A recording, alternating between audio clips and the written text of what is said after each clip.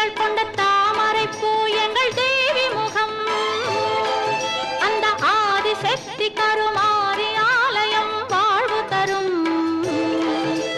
மங்கையரெல்லாம் போற்றி வணங்கும் மங்கள செல்வம்.